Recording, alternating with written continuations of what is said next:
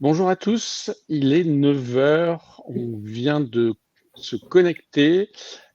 Comme on a fait le choix avec Valérie d'être un peu tôt pour vous permettre ensuite d'enchaîner votre journée de travail, on va laisser quand même quelques minutes à ceux qui ont besoin de terminer le café. Donc on va commencer dans quelques instants. Et pour ceux qui sont déjà là, n'hésitez pas, vous avez un petit chat vous permettant de vous exprimer, de poser vos questions, et on rappellera ça tout à l'heure également. Bonjour à tous, je vous dis juste bonjour.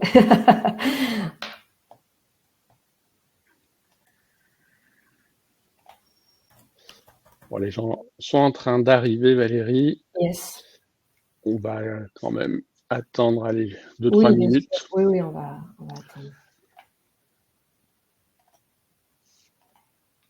Bon, pour les speakers, c'est pas le moment le plus sympa, le moment où on attend, on dit Non, rien. mais c'est pas grave, de toute façon, ça fait partie du truc, hein, si on C'est veut. vrai. En plus, moi, ça me permet de régler 2-3 petites choses. Je vois plus les slides en réalité.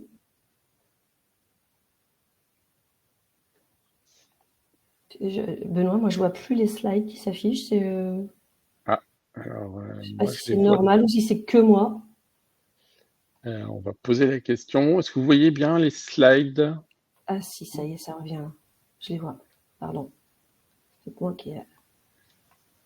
C'est tout bon. Super. Bon, merci Sébastien. On va profiter on va dire que ça y est, une bonne partie de l'audience s'est connectée. On va se lancer. Une fois de plus, bonjour à tous.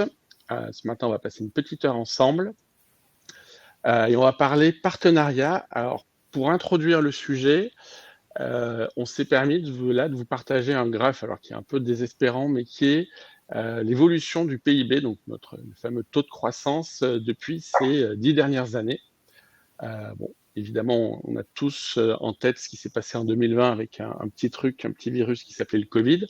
Mais pourquoi on voulait vous partager ça, c'était pour illustrer un changement de paradigme, un changement de contexte que nous vivons depuis 2023. Après 2 années, on va dire, de rattrapage avec, vous le voyez, une activité très forte. Globalement, je ne sais pas pour vous, mais nous, la plupart de nos clients avaient tous le vent dans le dos. Les projets arrivaient presque tout seuls, les leads, limite une activité en surchauffe.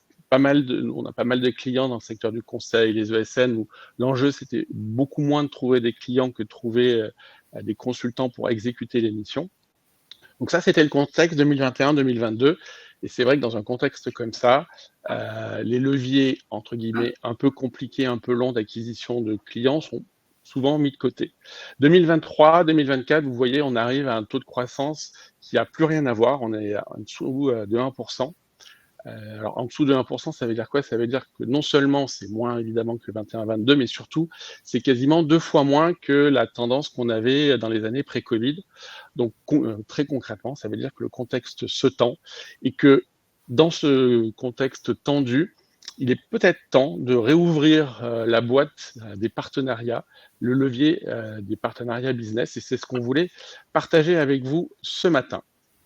Tout à fait. Valérie, tu peux peut-être nous partager un peu l'ordre du jour? Oui, avec plaisir. Alors, effectivement, c'est dans ce contexte-là qu'avec Benoît, on s'est dit, mais ça prend encore plus de sens. C'est vrai que le coût d'acquisition des leads augmente. Générer du business, du new biz, j'ai envie de dire, mais aussi fidéliser vos clients devient encore plus stratégique. Et l'enjeu de créer un réseau de partenaires, finalement, lorsqu'on se pose la question, devient presque une évidence. J'exagère un peu parce que je suis jugée partie, c'est mon métier, mais presque. Et donc, on s'est dit, tiens, on va partager au moins les 3 fondamentaux lorsqu'on amorce un réseau de partenaires ou lorsqu'on veut le rendre performant, qu'il faut avoir en tête. Donc, l'identification, évidemment, des bons partenaires. C'est mieux si on s'adresse tout de suite aux bons. La phase d'onboarding qui est capitale en réalité, sur laquelle on peut un peu glisser parfois et qui va vous permettre de générer les premiers leads en fait. Et puis cette 3e étape d'animation où l'enjeu, ça sera de rendre autonome vos partenaires et votre réseau de manière générale. Alors, on va en profiter pour se présenter. Ouais, voilà, c'est Vas-y, bien. Valérie. Honneur aux femmes, comme on dit. Oui, alors avec Benoît, juste pour la petite histoire, dans la vraie vie, on est partenaire, hein, partenaire business, je précise. C'est vrai que le terme partenaire est galvaudé, on va le définir juste après. Et nomination et success partenaire travaillent ensemble conjointement parce qu'on a des métiers complémentaires. Voilà, marketing digital, partenariat, base de données, tout ça, ça a du sens. Tout ça pour vous dire que nous, on accompagne, on a un cabinet d'accompagnement business sur 2 leviers, le marketing et le commercial, ça c'est sûr. Et historiquement, la vente indirecte, on fait ça depuis 25 ans. Nos clients sont principalement des éditeurs de logiciels, des scale-up dans le secteur du digital, mais aussi des ESN. Voilà, je vous ai mis quelques références clients tout en bas. Il y a des très belles références comme des plus petites. À savoir aussi que j'anime un club vente indirecte en région Rhône-Alpes où j'ai le plaisir de rencontrer tous les 2 mois et d'échanger avec des pairs, des challenge managers sur ce beau sujet du partenariat et de la lead gen.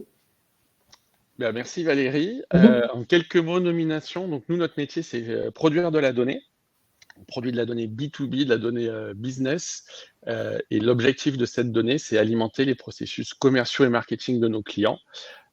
Donc cette donnée, on la livre à nos clients avec des outils de prospection, des plateformes de génération de leads, des connecteurs ou des projets de data quality. Et c'est vrai que généralement, on est plus reconnu et on intervient plus sur les sujets de vente directe.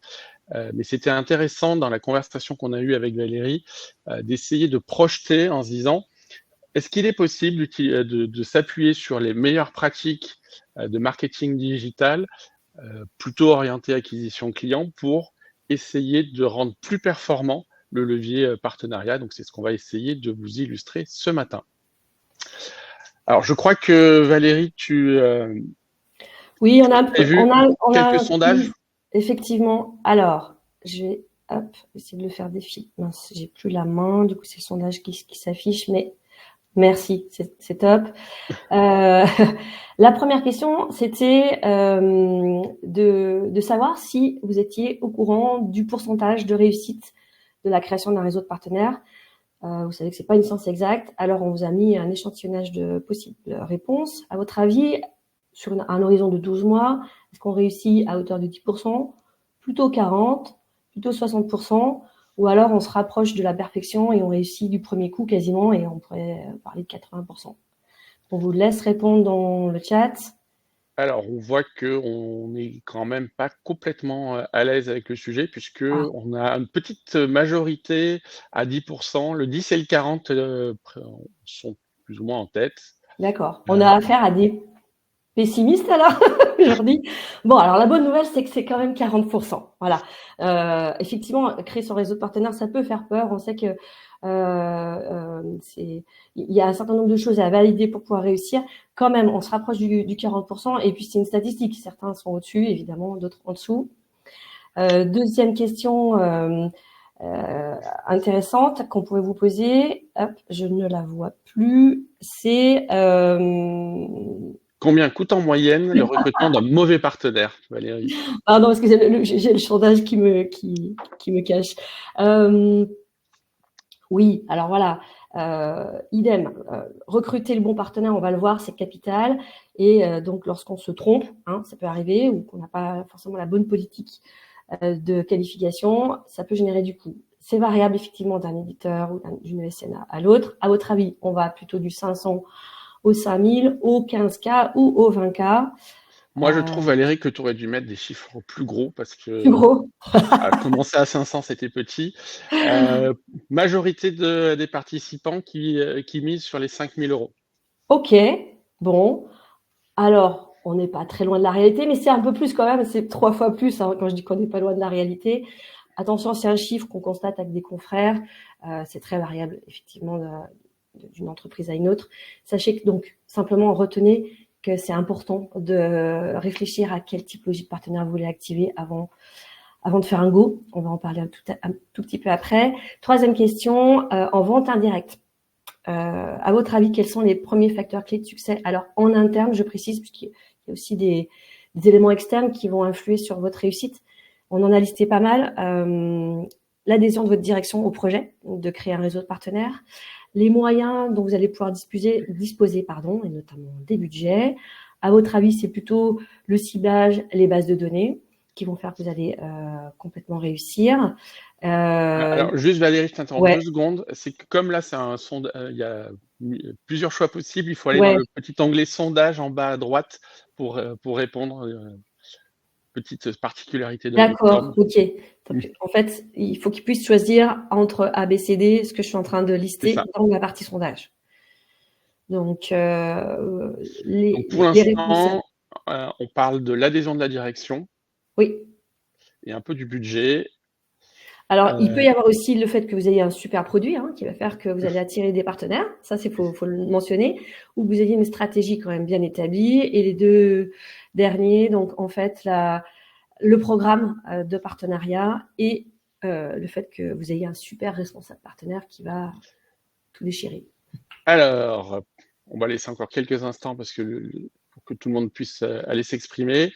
Pour l'instant, c'est l'adhésion de la direction en 1, en 2, le responsable partenariat dédié et ex aequo, le budget et le programme. Voilà. Ben, en fait, tu veux que j'attende encore un petit peu ou Allez, on se lance, vas-y, donne-nous les réponses. ouais, j'avais trop envie de dire qu'en fait, ils ont tous raison.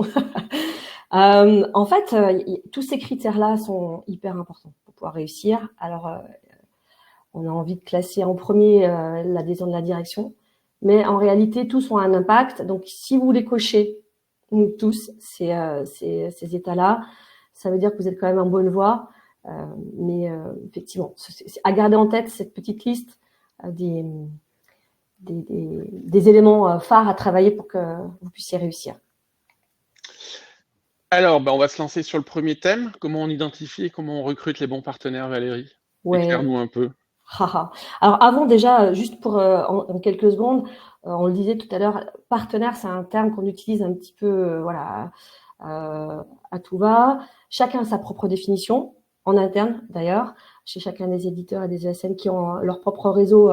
Les vocabulaires varient, mais si on devait faire un classement, une sorte de catégorie, on pourrait regrouper des partenaires dans ce qu'on appelle vraiment le canal de vente indirect, à savoir les profils de partenaires qui vont revendre vos solutions ou les implémenter, les intégrer. Donc, on va parler de revendeurs, distributeurs, intégrateurs, même de VAR, Value Added Reseller. Donc là, on verra que les enjeux sont assez forts et votre engagement avec le partenaire devra l'être aussi. Le réseau de partenaires, des partenaires commerciaux, donc c'est ce qu'on voit le plus couramment. On parle d'apporteurs d'affaires, voire de prescripteurs. Donc il n'y a pas d'échelle de valeur. On peut avoir un super réseau d'apporteurs d'affaires. Moi, des fois, j'entends certaines personnes dire c'est pas des vrais partenaires. Si, c'est juste la typologie ou le business model qui change. Et on parlera aussi d'alliance. D'alliance lorsqu'on soit d'alliance marketing, soit d'alliance technologique, où on va faire communiquer deux solutions ensemble, voire les embarquer l'une dans l'autre. Donc, voilà, simplement pour repréciser cela. Alors, attends, excuse-moi Valérie, il y a une petite Oui, question dans le chat. Donc, ok. Elisabeth, oui, on vous partagera le replay et le support du webinar à l'issue. Et d'ailleurs, n'hésitez pas à nous interrompre, nous poser des questions pour rendre cette petite heure la plus interactive possible. Désolé Valérie, je te redonne Non, la au parole. contraire, au contraire. N'hésitez pas, justement, c'est vrai qu'on l'a pas dit. Si on peut répondre au fur et à mesure, pourquoi pas, même si on a prévu un peu de temps après, mais ça se veut aussi interactif. Petite précision pour recruter vos partenaires et les identifier correctement, il faudra aussi se poser la question de quel business model j'adopte. Alors, il peut y en avoir un, il peut y en avoir 4, ça va dépendre des profils de partenaires que vous allez recruter et aussi de votre politique interne.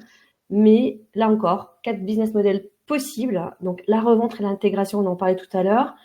Là, ici, l'objectif, ça sera de rendre votre partenaire autonome, hyper important, puisque vous l'imaginez, ça va être pratiquement votre force commerciale supplétive. Elle va devoir, comme vos commerciaux en vente directe, être capable de parler de votre offre, de la vente, de l'intégrer, de la supporter, voire de pouvoir former les utilisateurs. Donc ici, on a des revendeurs ou des VAR. Et le système financier économique, ça sera plutôt un pourcentage sur le prix public. Vous allez fixer un prix public et votre partenaire aura un pourcentage ou une remise arrière sur celui-ci. Les alliances, on en parlait juste avant. Là, l'objectif, c'est de vendre conjointement. Donc, c'est parce que vous êtes sur des secteurs d'activité particuliers qu'il y a du sens à vous allier avec un autre partenaire, qui peut être un intégrateur, une ESN, mais potentiellement, ça peut être aussi un éditeur de logiciel. Et là, vous allez vendre ensemble, ce qui peut être aussi le cas sur du grand compte où vous allez être plus fort à deux. Ici, le modèle économique, il n'y en a pas forcément, c'est une option, c'est souvent de la commission d'apport d'affaires. La marque blanche, c'est souvent une question qu'on me pose, est-ce que c'est bien de faire de la marque blanche? Est-ce que je dois m'effacer? Est-ce que j'ai intérêt effectivement à ce que je sois portée sans pouvoir interagir avec le client final? Ça dépend de beaucoup de choses. En tout cas, sachez que ce modèle économique existe, il est intéressant. Votre solution est intégrée dans celle d'une autre, vous êtes donc embarqué.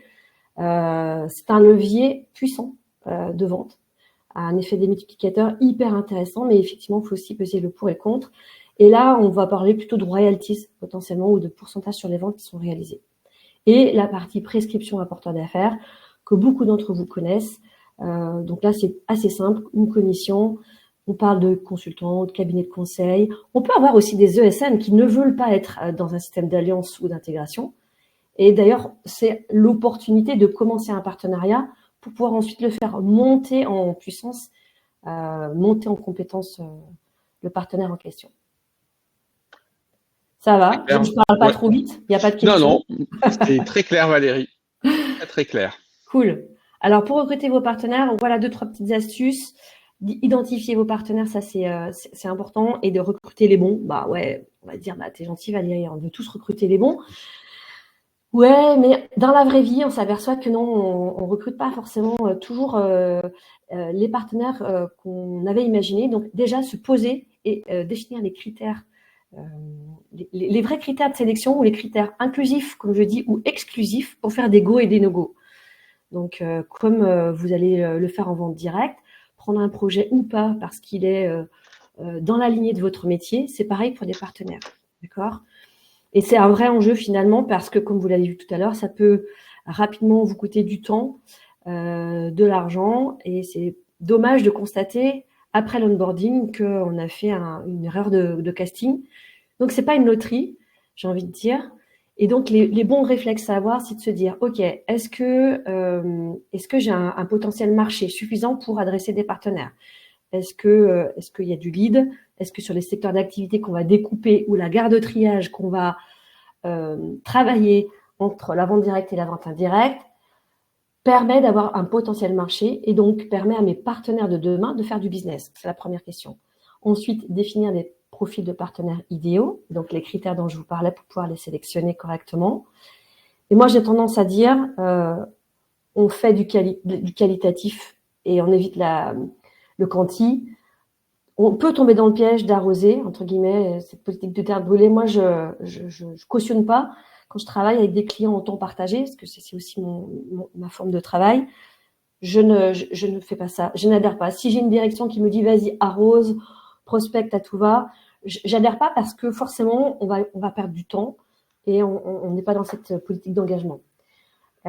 Autre chose, il vous faut un programme de partenaires. Ça paraît évident, mais quelle est la valeur ajoutée que vous apportez à vos partenaires? Quel business il va pouvoir faire? Les potentiels de marché dont on parlait, ses avantages financiers. C'est le programme, ce que j'appelle le programme partenaire, qui est important. Et enfin, un plan de recrutement. Un plan de recrutement partenaire, comme un commercial va faire de la prospection. Tu vois, Benoît, toi, c'est ton quotidien, hein, générer des leads, tu le vois avec tes clients. On n'y va pas comme ça, on a une stratégie, un plan d'action. C'est pareil pour les partenaires.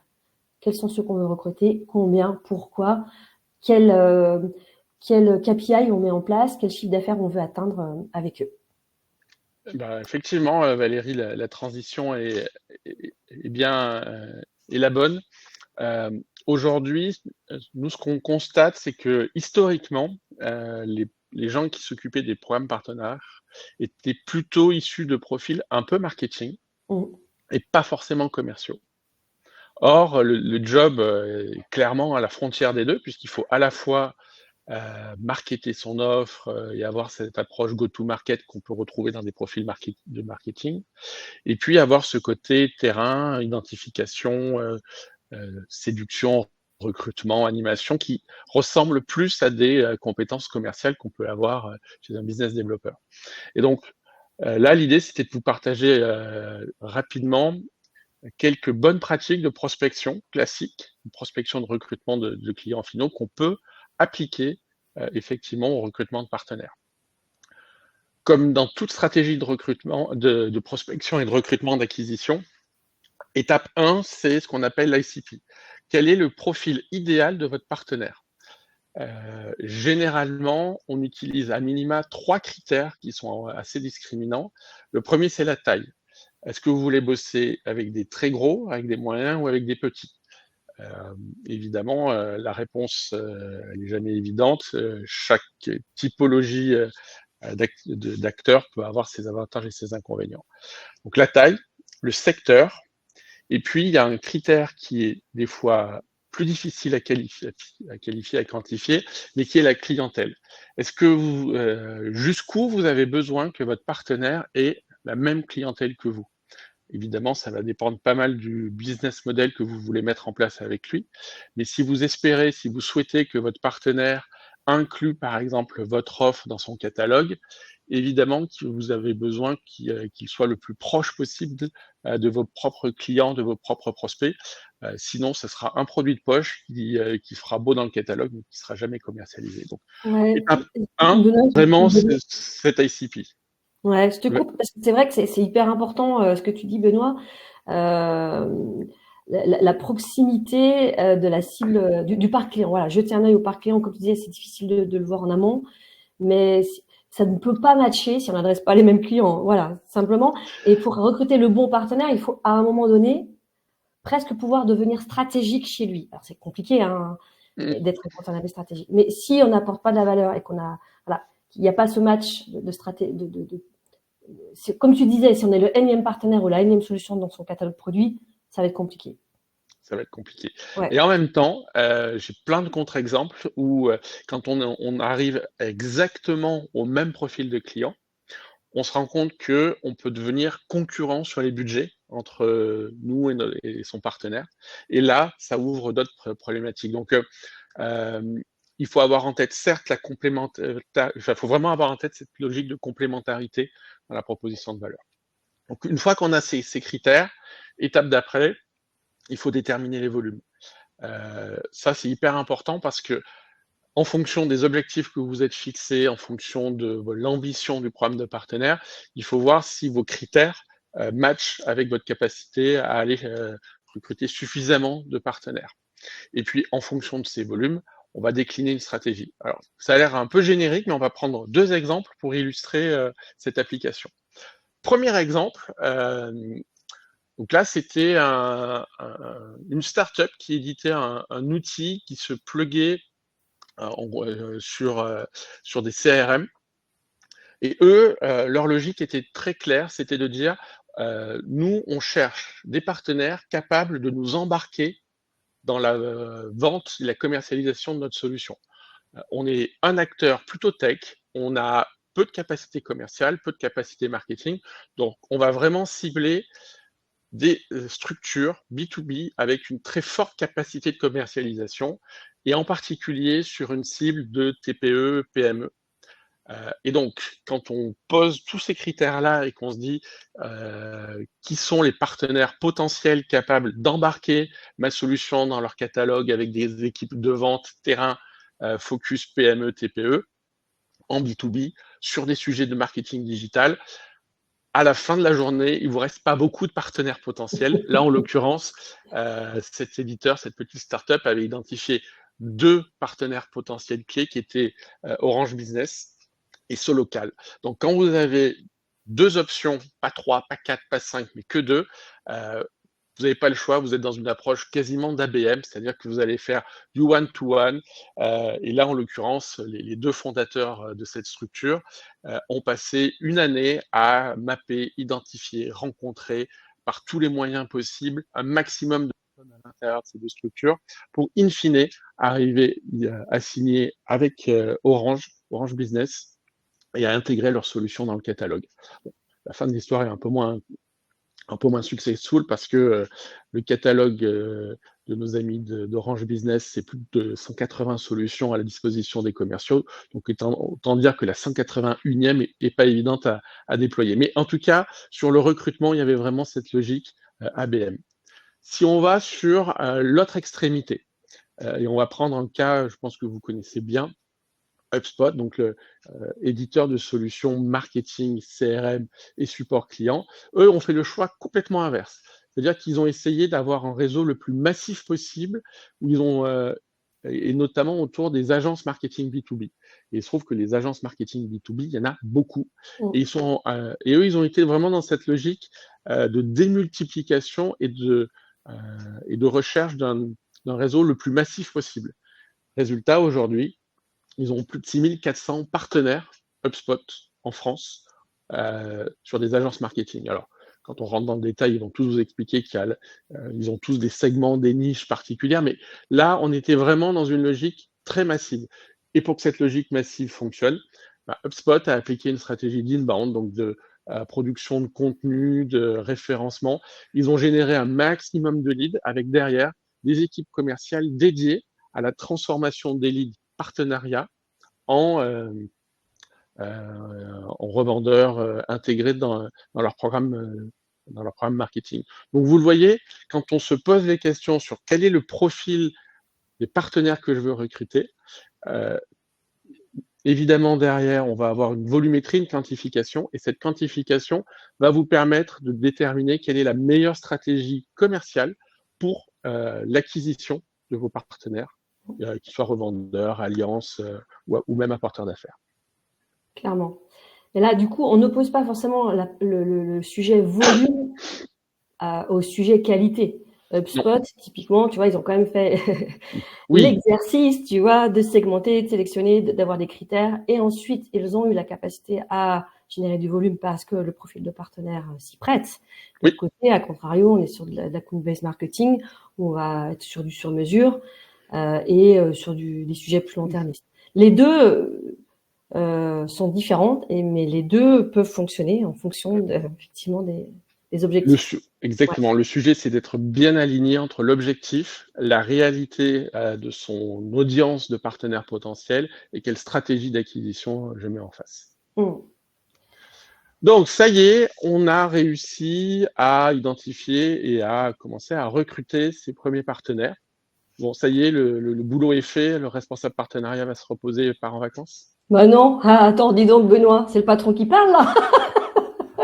Justement, le challenge manager, son job, il est là, il est sur le fil conducteur de recruter, d'onboarder et d'animer. Alors la deuxième étape, elle est hyper importante. T'imagines tous les efforts fournis pour les recruter, et là, c'est capital de ce qu'on appelle onboarder le partenaire. Alors je vous ai mis un schéma récapitulatif, comme une sorte de planning type d'1 an, sur lequel on peut inscrire ses partenaires. En réalité, pas qu'au démarrage de son réseau. C'est quelque chose qui se perpétue d'année en année, parce que notre réseau de partenaires, il est vivant, hein, d'accord. Il a une image type à l'année 1, l'année 2, celui d'HubSpot, typiquement, très différent en année 2 et encore en année 3. Mais qu'est-ce que ces éditeurs-là ont fait?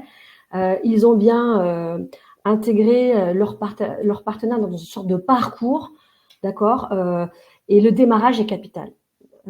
Pourquoi? Parce que, comme on dit souvent, hein, les premières impressions sont les bonnes. Et ben c'est un peu ça aussi, parce que il faut tout de suite donner le ton et une dynamique avec votre partenaire. Donc là, je vous dis pas dans le détail ce que j'ai écrit, mais on passe par différentes étapes, différents documents livrables qui est important d'avoir sous le coude quand on est challenge manager. Et les 3 premiers mois, souvent, sont phares. Pourquoi? Parce que c'est le moment où les commerciaux de votre partenaire vont commencer à adhérer à votre solution. C'est le moment où vous mettez en place le plan d'action avec eux et l'engagement en fait qui va se mettre en place sur les sujets marketing ou commerciaux. Et c'est le moment où vous les formez également. Et j'ai envie de dire, le point de jonction, c'est le premier lead. Donc, les mauvais réflexes, on va le voir après, c'est d'attendre, de savoir qui va dégainer le premier, qui va apporter le lead, surtout si on est sur de l'apport d'affaires réciproque.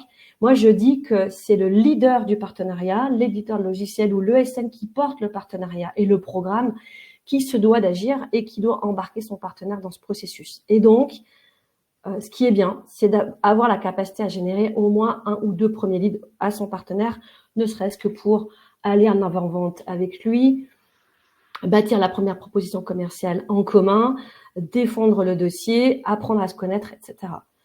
Voilà, donc ce sont ces 3 premiers mois qui sont importants et tout l'enchaînement de ces actions et de ces supports que je vous recommande de mettre en place.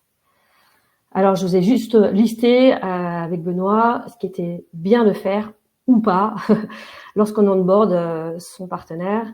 Donc, vous l'aurez compris, l'enjeu, c'est dans les 3 premiers mois d'arriver à le former et à construire avec lui son prévisionnel, connaître déjà son prévisionnel à lui, de manière générale, sur son année d'exercice, mais celui qu'il a envie de mettre en place avec vous, quelles sont ses intentions, quelles sont les opérations marketing, ses engagements, en fait, hein, le devoir et les engagements réciproques de l'un et de l'autre.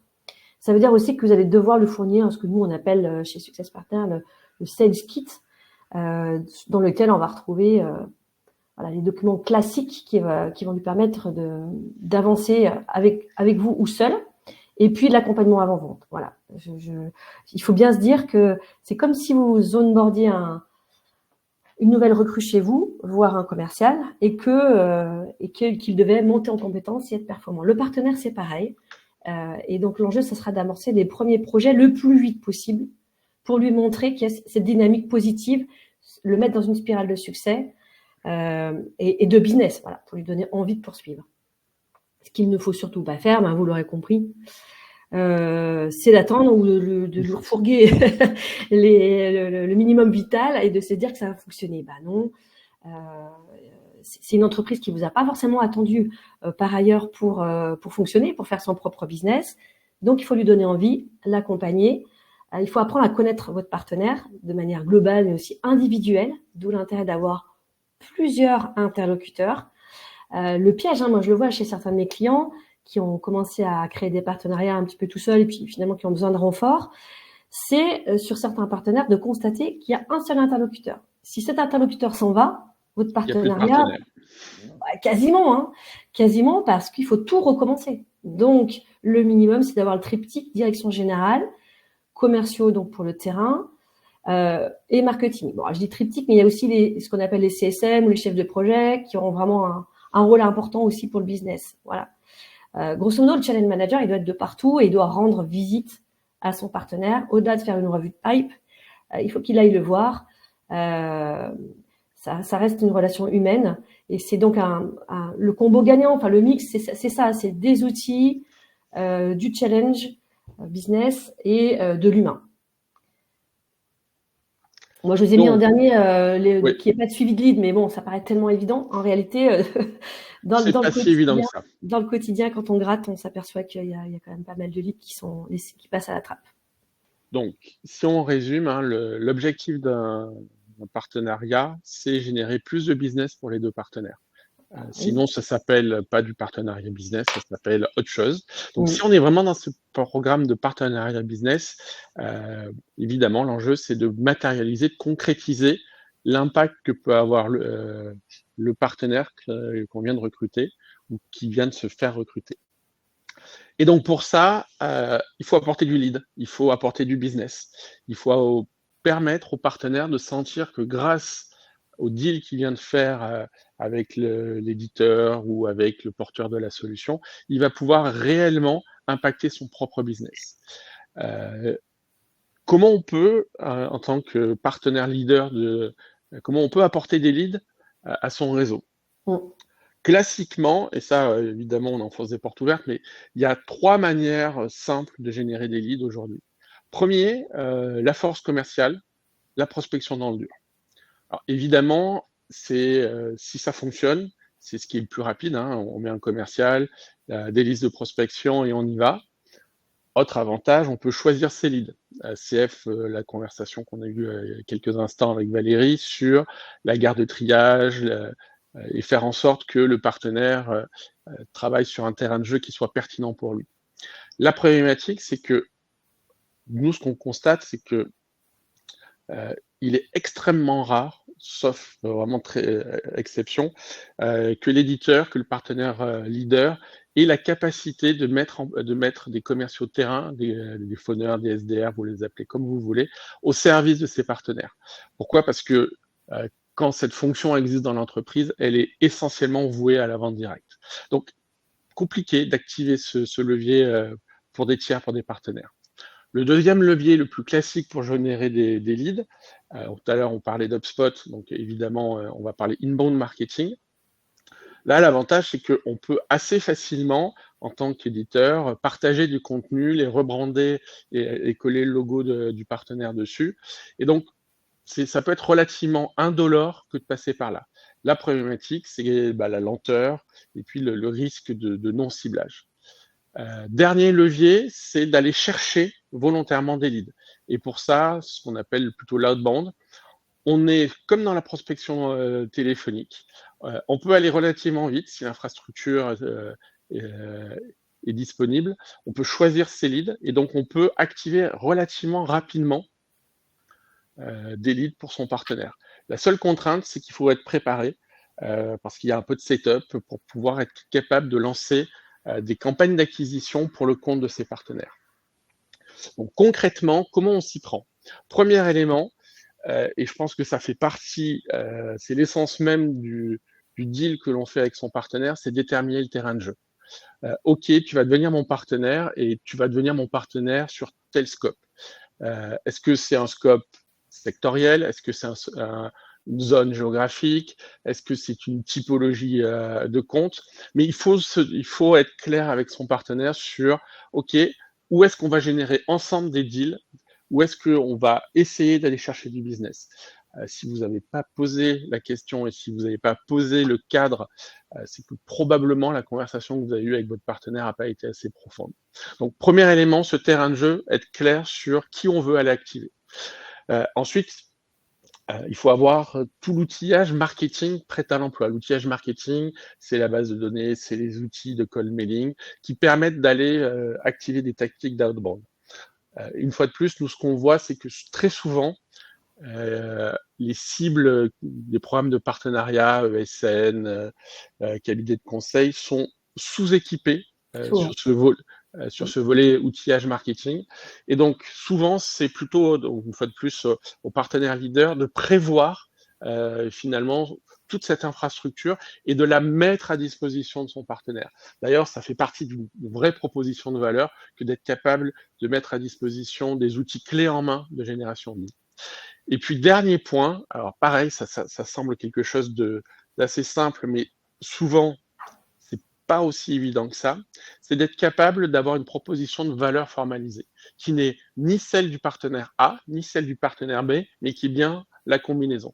Qu'est-ce qui fait que un éditeur plus un partenaire égale une proposition de valeur singulière et intéressante? Et très souvent, quand nous, on intervient en aval directement auprès de SN ou de cabinets de conseil sur la partie génération de leads, à la question qu'est-ce que vous voulez vendre et à qui, et surtout pourquoi, on se rend compte que les réponses sont souvent pas assez formalisées, pas assez précises. Donc là, il y a cet exercice de formalisation d'une proposition de valeur. Et ça, Valérie, Oui. c'est quelque chose que, étonnamment, enfin je trouve, on voit Oui, assez oui, peu. c'est vrai. Ouais, c'est vrai. C'est un des sujets qu'on aborde très régulièrement avec mes clients qui veulent se lancer en vente en direct. Déjà, la proposition de valeur tout court qu'on doit faire pour sa propre offre, la proposition de valeur qu'on doit faire aussi pour ses partenaires, en quoi il est intéressant de devenir partenaire de l'éditeur X et pourquoi, et la proposition de valeur commune. Alors, je te dis pas, là, on en est... on s'enfonce sous terre, donc j'exagère. En réalité, c'est pas si compliqué que ça, hein. Il faut se mettre autour d'une table avec les parties prenantes. Une fois qu'elle est posée, je dis pas que c'est à vie, parce que ça serait faux, mais au moins c'est clair, comme tu dis, des objectifs, des outils, et puis cette proposition de valeur. Avec ça, j'ai envie de dire, on va pouvoir voilà, générer des leads, c'est certain. Exactement. Et donc, on va pouvoir lancer l'activité et transformer un contrat de partenariat en début de relation de business. C'est vraiment Yes. ce qu'on a envie. Ça y est, donc on a identifié notre partenaire, on l'a recruté. L'onboarding se passe plutôt bien avec des premiers leads apportés par l'éditeur pour donner envie aux équipes commerciales de s'intéresser à ce nouveau partenaire. Ça y est, le job est fini. Ah non, Benoît, C'est drôle, on dirait qu'on a répété. En fait, je vous assure, hein, pour ceux qui sont là, on n'a pas du tout répété comme ça. Mais c'est très drôle parce que Benoît, quand tu dis ça, les patrons ont tendance, hein, si on a des challenge managers ici au webinaire, c'est top. On pourra peut-être discuter après. Il nous reste 5 minutes, mais on a peut-être aussi des dirigeants, c'est bien parce qu'ils vont pouvoir peut-être réentendre de la part d'autres personnes externes qu'en fait c'est long d'activer des partenariats, c'est hyper puissant, ça a un levier démultiplicateur génialissime en termes de leads, on l'a vu, mais il faut du temps. Il faut du temps et donc il ne faut pas griller les étapes. Et la troisième étape, c'est d'animer correctement ses partenaires et surtout de les rendre autonomes. Alors, quand on parle d'apport d'affaires, évidemment, l'autonomie, elle va être réduite. Hein. Elle va être de faire en sorte que son partenaire apporte des leads qualifiés, qu'il ait un brief qui tienne la route et qu'on se coordonne sur l'organisation du lead. Mais ça reste quand même important. Si on parle de revendeurs et d'intégrateurs, le challenge manager, il a vraiment son rôle encore à jouer ici sur des sujets de process, sur des sujets de ressources, d'outils et d'humains, comme je disais tout à l'heure. Bon, là, la liste, on pourrait la passer en revue, mais on l'a déjà un petit peu évoqué juste avant. Pour pouvoir rendre autonome son partenaire, il faut bien prévoir tous ces outils d'aide à la vente, mais aussi comment dire, le piloter, mais dans le sens de manager, alors sans que ça soit péjoratif, attention, sans que ça soit, c'est vraiment pas péjoratif venant de ma part, dans le sens de, comme n'importe quel collaborateur, il a besoin d'être incentivé, d'être challengé, d'être motivé, et donc ça va passer par des actus, des informations que vous allez pousser de manière régulière, sous plein de formats différents, des newsletters, des events, des clubs partenaires dans lesquels on va renforcer le sentiment d'appartenance. Ça va être des opérations de co-marketing, Benoît en parlait tout à l'heure, donc de les aider à être autonomes le plus possible pour qu'ils le fassent tout seuls et que vous ne fassiez pas à la place d'eux. Mais une des bonnes méthodes, c'est de faire ensemble aussi. Voilà. Voilà. Tous ces sujets font partie de l'animation et vont faire que votre partenaire va monter en compétence aussi. Donc là, je ne l'ai pas remis, c'est une erreur de ma part, mais la formation, c'est quelque chose qu'on fait au démarrage et qu'on doit faire au fil de l'eau pour s'assurer que le partenaire comprenne bien notre offre, la maîtrise bien, la vende correctement et soit à l'aise en fait avec tous ces sujets-là. Donc il faut garder en tête que un partenaire, il va pas tourner tout seul et ça va pas être une machine à lead, ça va pas tomber comme ça. Même si une sorte d'effet d'inertie qui au démarrage fait que c'est un peu plus, ça peut paraître complexe, un peu long, et qu'ensuite ça s'accélère. Évidemment, si on a recruté les bons partenaires, c'est fait pour durer. C'est fait pour durer. Alors j'avais envie de faire une petite aparté. Je crois qu'il y a un de mes anciens collègues qui est ici de chez Cégide et aussi qui est encore un client à Success Partner. Pour la petite histoire, moi j'ai des salariés chez Cégide il y a très longtemps. On a créé le réseau de partenaires avec ces personnes-là notamment. Et aujourd'hui, force est de constater que je vois encore des partenaires qu'on a activés il y a presque 20 ans maintenant, qui sont toujours ici, qui sont toujours intégrateurs, revendeurs Gold de Cégide. Et ça, c'est pas par le fruit du hasard, c'est parce qu'on a bien respecté ces 3 étapes de sélectionner les bons partenaires, de les onboarder correctement et surtout de les animer, de les considérer. Voilà, de les considérer et de les aider à vendre. Peut-être avant de passer sur cette slide, Oui. juste une petite remarque. Hop. Au plus vous en demandez à votre partenaire, au plus il faut donner. Au plus votre business model avec votre partenaire est impliquant pour lui, au plus vous devez être vous-même contributif de la relation. Entre guillemets, si vous travaillez avec des apporteurs d'affaires occasionnels, peut-être que juste un peu d'animation, un peu de communication et une com d'apport d'affaires, ça peut suffire. Mais si vous demandez aux équipes commerciales de votre partenaire d'être revendeur de vos propres solutions, clairement, il faudra aller beaucoup plus loin dans ce que vous mettez sur la table, ce que vous apportez avec votre partenaire.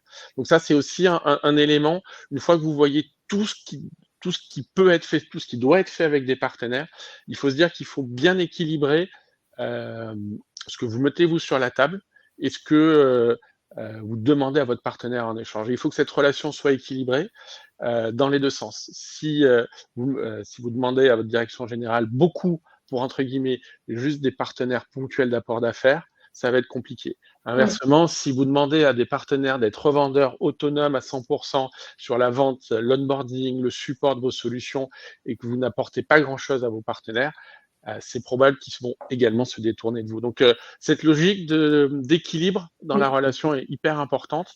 Et là, ce qu'on voit, c'est plutôt pour des partenariats business approfondis. Oui, on est d'accord, on est d'accord. D'où l'intérêt de la dernière mention que j'ai mis, la cartographie des partenaires. Ça aide, tu vois, Benoît, à savoir, ça aide le challenge manager et sa direction à savoir où est-ce qu'il doit investir, entre guillemets, auprès de quel partenaire. Où est-ce qu'on met les efforts? Voilà, où est-ce qu'on met les efforts, parce qu'il y a du potentiel, parce que le partenaire en face s'engage aussi. Et voilà, ça permet de remettre en perspective aussi les investissements, qu'ils soient humains ou financiers, à produire. Alors, on voulait terminer le webinaire avec l'illustration d'opérations de co-marketing telles qu'on peut l'imaginer. Donc, comment faire pour créer des opérations de co-marketing performants, pertinents? On se refait pas, on va reprendre les 3 ingrédients qui sont tous nécessaires et qui sont à chaque fois nécessaires. Le bon fichier, ça c'est peut-être on est un peu biaisé côté chez Nomination, mais on a vraiment la conviction que à la base de tout, si on n'a pas le bon fichier de prospect, on peut faire beaucoup de choses, mais pas grand-chose va en ressortir. Donc ça, c'est un premier élément. Deuxième élément, le bon outillage, sales, marketing. Je sais que sur certains programmes, on va jusqu'à déployer des PRM, donc des Partner Relationship Manager. Bref, des choses qui vont vraiment structurer la relation. Ça, c'est quand on a énormément de partenaires. Ouais. Mais un bon fichier partagé avec le suivi des leads, ça peut aussi très bien le faire. Mais donc, le fichier, l'outillage et puis le contenu. Souvent, quand on a à intervenir, nous, en tant que fournisseur dans des opérations de co-marketing, on voit que la plupart du temps, l'effort est mis sur le contenu, mais les 2 autres éléments sont un peu oubliés. Donc là, je voulais vous partager 2 exemples d'opérations de co-marketing, une que l'on a faite pour le compte d'un tiers et puis une autre qu'on a faite pour notre propre compte, histoire de vous illustrer un peu la mécanique. Premier exemple, donc on a été le fournisseur d'un éditeur de solutions cloud géant. Alors, évidemment, comme c'est un éditeur américain, quand on dit mondial, on dit américain, on a signé plein de clauses comme quoi on ne doit pas identifier, on ne peut pas parler du logo et on ne peut pas mentionner. Mais dites-vous que c'est quelqu'un que vous connaissez beaucoup en moteur de recherche, mais qui fait aussi de l'hébergement cloud. Donc, normalement, vous voyez à peu près de qui je parle. Son objectif, c'était de développer son empreinte sur le segment 500-5000. Donc là, à l'américaine, un segment qui n'existe pas en France, mais qui est très important chez eux, qui correspond chez nous, peu ou prou, au segment des ETI. Donc, ce fournisseur de cloud souhaitait mobiliser son réseau de partenaires pour développer son empreinte sur une cible moins appétente à sa proposition de valeur, parce que les ETI en France sont, d'un point de vue un peu générique, plutôt des entités, des entreprises beaucoup en région, plutôt sur des secteurs un peu traditionnels et pas forcément tout de suite portés sur le cloud. Et donc, l'axe retenu par l'éditeur a été un axe autour du diagnostic. Essayer d'accompagner la transformation digitale. Enfin, vous connaissez ça par cœur. On brande l'histoire toujours de la même manière, mais l'angle, c'était le diagnostic. Et donc, il y avait une proposition de valeur conjointe entre l'éditeur et le partenaire local. Donc l'éditeur de cloud apportant sa caution technique et le partenaire portait l'ancrage local.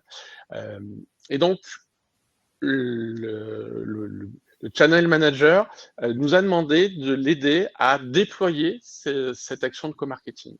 Comment on a fait? Étape 1, on a réparti le terrain de jeu. On a fait en sorte que les 5 partenaires qui avaient été retenus pour cette opération soient bien identifiés dans leur zone, entre guillemets, de challenge, sur leur bassin, pour avoir vraiment ce côté ancrage local. Et ensuite, on a déployé un dispositif avec des campagnes à 3 niveaux, de la notoriété ciblée, donc comment on fait en sorte de parler avec les bons mots aux dirigeants plutôt côté business, parce que l'objectif de l'éditeur, c'était vraiment d'avoir un angle pas que technique, mais un angle business. Donc de la notoriété, éditeur américain, roadshow. J'ai l'impression que c'est un synonyme dans beaucoup de cas, mais donc la classique, je définis un event et je positionne cet event et je duplique cet event dans plusieurs métropoles régionales. Donc là, l'enjeu, c'était d'inviter, de faire venir les bonnes personnes, et puis de chaîner ça avec de la campagne de rendez-vous. Donc là, on a eu vraiment une opération très complète dans laquelle l'éditeur a été l'architecte du programme, mais l'exécution opérationnelle était le partenaire local.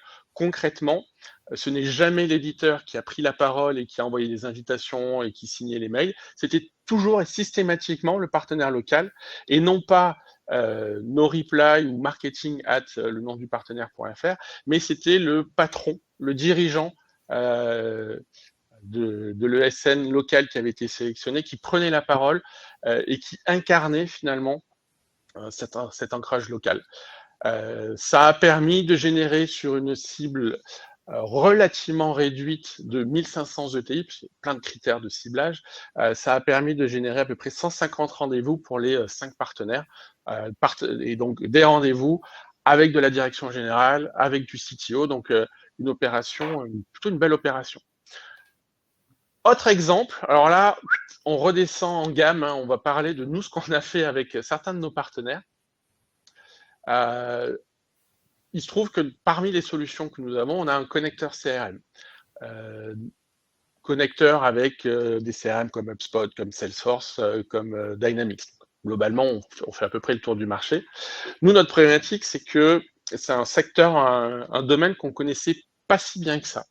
Pourquoi? Parce que classiquement, on va plutôt équiper les directions commerciales, les directions marketing, et on parlait moins aux équipes CRM. Et donc, on s'est dit, on va s'appuyer sur l'expertise de gens qui parlent toute la journée à des responsables CRM. On a fabriqué un contenu qui était censé un peu titiller justement l'intérêt de responsables CRM. Et donc, on a fabriqué un livre blanc, le CRM entre promesses et réalité, avec des interviews de responsables CRM, avec un sondage auprès de directeurs commerciaux et de directeurs marketing sur leurs attendus et la réalité de ce qu'ils vivaient au quotidien avec leur outil de CRM. Ce document, on l'a fabriqué nous-mêmes et ensuite, partenaire par partenaire, on leur a proposé d'exploiter ce contenu en le co-brandant. Ouais, vous voyez, c'est le même contenu avec 2 exemples de partenaires qui sont tous les 2 des intégrateurs de CRM. Et donc, on a utilisé ce contenu pour alimenter des campagnes d'emailing, générer des rendez-vous, enfin générer des téléchargements, travailler ces téléchargements sous forme de leads communs pour pouvoir ensuite faire des rendez-vous avec un commercial de l'intégrateur, un commercial nomination, pour avoir une approche qui était contenu-contenant, le contenu étant le bon paramétrage, le bon choix du CRM, et le contenu qui était la data qui était à l'intérieur. Donc là, c'est un exemple d'opération beaucoup moins ambitieuse que ce qu'on a pu faire avec Google dans la slide précédente. Non, je l'ai dit, c'est pas grave. Mais c'était voilà quelque chose où vous voyez à une échelle beaucoup plus limitée, hein, nomination c'est 70 personnes, donc une petite PME, un contenu pertinent pour la cible, 2 terrains de jeu, puisque enfin plusieurs terrains de jeu, puisqu'avec chacun de nos partenaires, on avait fait le choix de choisir des secteurs de prédilection en fonction de l'expertise et du positionnement de chacun de ces intégrateurs, et derrière des opérations de génération de rendez-vous. Voilà un peu 2 exemples d'opérations de co-marketing qui permettent d'animer et de faire vivre le partenariat, parce que quand c'est vous qui impulsez et qui permettez aux commerciaux de vos partenaires de bénéficier de leads, surtout dans certains secteurs où les commerciaux sont pas toujours très bien alimentés par du marketing, eh ben, vous êtes positionné comme un partenaire plutôt sympathique, plutôt intéressant et un partenaire à valeur qui va vous permettre de rester top of mind dans les équipes commerciales de votre partenaire. Voilà 2 exemples que je voulais vous partager ce matin. Ouais, c'est bien, c'est du concret, c'est cool. Après, il y a effectivement plein de possibilités, mais ces deux-là sont très imagés, donc c'est chouette et on peut voir qu'effectivement, on peut générer du lead de manière conjointe avec ses partenaires. Je vois que je parle de trop, il est déjà 55, 10h mais moins je 5. me laisse le temps des questions-réponses. Alors, on a presque fini questions-réponses, voilà. Et puis, pendant qu'on regarde dans le chat, on peut aussi afficher. Moi, j'ai proposé 2 ressources pour ceux qui veulent aller un petit peu plus loin. C'est pas du tout pour faire de la pub parce que vous serez libre d'y aller ou pas. C'est sur le site de Success Partner. Voilà, on rédige régulièrement du contenu. Benoît vient d'en parler. Mais voilà, on diffuse gratuitement du webinaire ou des articles de blog sur des thématiques précises, de comment animer son réseau de partenaires, comment, voilà, sur des sujets un peu tactiques. Et puis, j'avais envie d'offrir quelque chose j'aime bien offrir quelque chose. Et le truc que j'ai trouvé qui est cool, c'est pour ceux qui en ont envie, ils peuvent nous rejoindre au Club Vente Indirecte que j'anime tous les 2 mois. Alors, c'est en région Rhône-Alpes. Désolée pour les Parisiens et les autres, mais vous êtes les bienvenus évidemment. On se réunit avec des éditeurs, donc type Visiative, Esquire, Cégide, mais aussi des beaucoup plus petits, Cisaidi, Info. Qu'est-ce qu'on a? On a Creative IT dans le secteur de l'industrie. On a des plus petits, hein, d'accord. Je peux pas tous les citer parce que sinon ils vont. je suis en train de le faire, ils vont m'en vouloir si j'oublie. Et l'idée, c'est d'échanger entre pairs. Voilà, en tant que responsable partenaire, comment progresser et comment sortir de ce quotidien, trouver des bonnes idées, des astuces sur ces sujets-là. Donc, normalement, il y a une adhésion, mais je vous y invite gracieusement à la prochaine édition qui sera à la rentrée ou même en fin d'année si vous n'êtes pas dispo. Valérie, si tu Ouais. veux, tu peux peut-être mettre les liens dans le chat pour Ok, qu'ils soient je vais faire cliquables. ça. Je vais faire ça. Comme ça. Ça marche. Alors, question d'Elisabeth, c'est quand la prochaine édition de ton club Vente Indirecte? C'est au mois d'octobre. Elisabeth, je pourrais te donner la date exacte. Je voudrais pas te dire de bêtises. J'ai fermé mon agenda. C'est les mercredis, donc c'est un 4 ou un 6 octobre, quelque chose comme ça. Merci Jessica pour le feedback. Jessica qui nous dit que la conf était très bien. Le temps file, on voudrait pas vous mettre en retard parce qu'on imagine que vous avez tous des journées chargées. Merci beaucoup Valérie pour avoir partagé tout ce contenu. On vous met nos coordonnées parce que si vous souhaitez prolonger les échanges en one-one, n'hésitez pas, mail, téléphone, LinkedIn pour ceux qui préfèrent. Encore merci beaucoup Valérie pour tout le temps que tu as investi dans la préparation. Aucun souci, avec plaisir. Je vous ai mis donc les 2 liens comme tu me le demandais. Non, ça a été super de faire ça avec toi, Benoît. Voilà, il y a une vraie convergence, nomination Success Partner. Si on a pu délivrer quelques conseils et quelques idées, ça peut être cool. C'est cool. Merci beaucoup Valérie. Bonne journée à tout le monde et bonne vente surtout. Oui. Au revoir. Au revoir.